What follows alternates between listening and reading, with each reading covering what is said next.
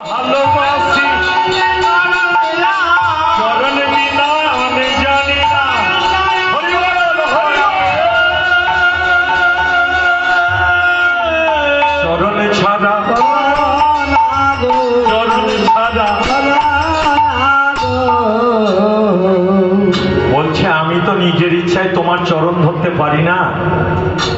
জগন্নাথ দেব বলেছেন তুমি আমার স্বামী, আর আমার মা বাবা বলেছেন তুমি আমার স্বামী, তাই তো চরণ ধরেছি আমি। এ রাক্ষসী, বারবার ওই একটা কথা বলবি না তো, স্বামী স্বামী স্বামী। একটা কথা তুই ভালো করে শুনে রাখ, আমি প্রতিজ্ঞা করেছি কখনো নারীর মুখ দেখব না, আমি কারো স্বামী হতে চাই না। পাছাড় ছাড় বলছি বাটাকে, যত ছাড় ছাড় বলছে পদ্মাবতী তত শক্ত করে ধরছে। ওই যে মা বলেছে ধরবি যখন মোটেই ছাড়বি না, তখন জয়দেব গোস্বামী রেগে গিয়ে বলছে ও আমার এই দেহটাকে ছিঁড়ে খাবি বলে, হ্যাঁ শক্ত করে আমার পা ধরছিস। একটা কথা মনে রাখবি, পিপিলিকার পালক গজায় মরিবার তরে, তোর মরণ পালক গজিয়েছে। একে আমার মাথার গোলমাল, তারপর তুই ধ্যান ভাঙিয়েছিস, তাই তোকে তোর মতো মেয়েকে এমন শাস্তি দেব বলে পদ্মাবতী মুখ থুকে পড়েছে। কিন্তু দেখুন তার কোনো মান অভিমান নেই।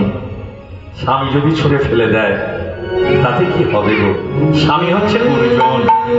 তাই জয়দেব গোস্বামী রেগে গিয়ে বলছে মর রাক্ষসী, আর আমি এখানে থাকবো না, এখান থেকে আমাকে চলে যেতে হবে অনেক দূরে। তাই চিৎকার করে বলছে বাঁচা।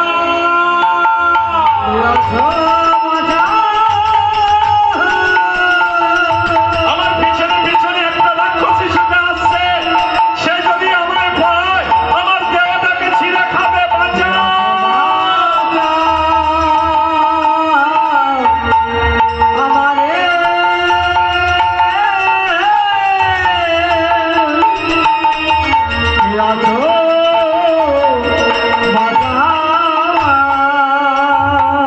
পদ্মাবতী পিছনে পিছনে ছুটছে, আর জয়দেব গোস্বামীও ছুটছে। জয়দেব গোস্বামী ছুটতে ছুটতে জমিদার লক্ষণ সেনের কাছে গিয়ে উপস্থিত।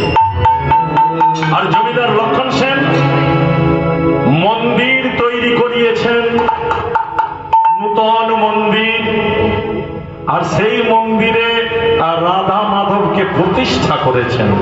তাই ভাবছেন অর্থ থাকলে মন্দির করা যায়, অর্থ থাকলে রাধা মাধবের মূর্তি প্রতিষ্ঠা করা যায়, কিন্তু অর্থ থাকলে ওই আসনে বসে কখনো রাধা মাধবের সেবা দেওয়া যায় না। কারণ রাধা মাধব যার তার হাতে সেবা করে না, আর রাধা মাধব যার তার হাতে সেবা করে, যার তার হাতে সেবা করে। তাহলে কার হাতে সেবা করে? গোস্বামী চাই। গোসাই ছাড়া রাধা মাধবের সেবা হবে না, বৈষ্ণব চাই, না হলে রাধা মাধবের সেবা হবে না। তাই গোসাই কোথায় পাই এইরকম করে ভাবছে, আর ঠিক সেই সময় গোসাই গিয়ে উপস্থিত। জমিদার বাবা, জমিদার বাবা আমাকে একটু আশ্রয় দেবেন, আমার পিছনে পিছনে একটা রাক্ষসী ছুটে আসছে, সে যদি আমায় পায় আমার দেহটাকে ছিঁড়ে খাবে, তাই দয়া করে আমাকে একটু আশ্রয় দিন, আমাকে বাঁচান, আমাকে রক্ষা করুন। চুপ কর, ভয় পাবিনি, আমি তো আছি। কি হয়েছে বল? হ্যাঁ আমার পিছনে পিছনে একটা রাক্ষসী আসছে, হ্যাঁ সে যদি আমায় পায় আমার দেহটাকে ছিঁড়ে খেয়ে ফেলবে, তাই আমাকে দয়া করে একটু আশ্রয় দিন, একটু ঠাঁই দিন। তোর নাম কি আগে বল? আমার নাম জয়দেব গোস্বামী। ও তুই গোসাই ছেলে? ওরে ও গোসাই ছেলে, আমি তো তোর কথাই ভাবছিলাম।